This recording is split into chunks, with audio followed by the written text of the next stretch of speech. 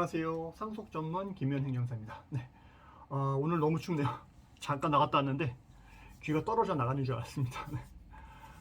오늘 제가 준비한 영상은요. 주제는 그 외국 국적 자녀의 자동차 상속 이전에 관한 부분을 좀 말씀드리려고 합니다. 상속 이전 등록을 말씀드리려고 합니다.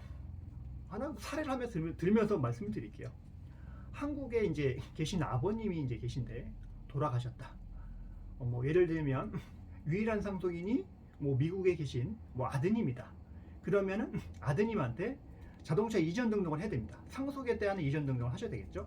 상속이라는 건 법률의 규정에 의해서 당연히 발생되는 거잖아요. 그러면은 자녀분이 당연하게 상속을 받는 거는 맞지만 행정적으로 자동차에 대한 이전 등록을 해주셔야 됩니다. 행정적으로. 그러려면은 여러 가지 그 앞단에 해줘야 될 여러 가지 행정적인 절차가 있기 때문에 이런 부분에 대해서 굉장히 어려워하시는 분들이 굉장히 많으실 것 같습니다. 먼저 자동차 등록이라는 건요.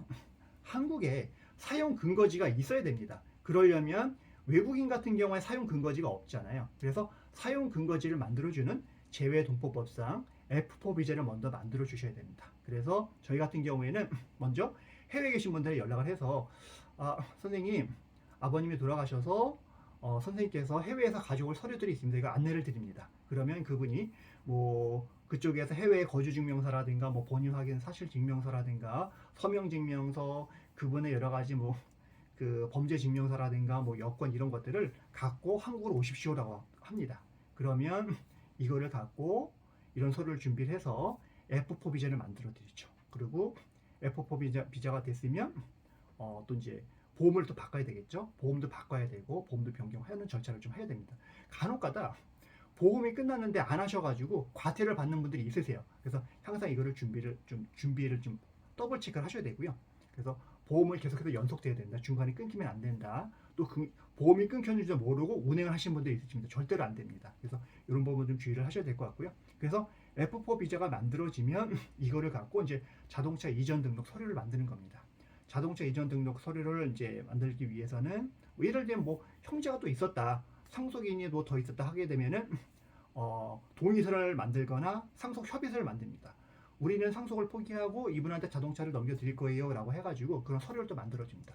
그런 서류를 다 만들어서 그 다음에 자동차 등록 원부에 여러 가지 이제 세금이 체납된 게 있는지 부채가 있는지 근저당권 설정된 게 있는지 이걸 또 확인을 합니다. 그래서 이거를 깔끔하게 말소를 한 상태에서 서류를 완벽하게 만들어서 자동차 이전 등록을 한다 이렇게 보시면 될 것 같습니다.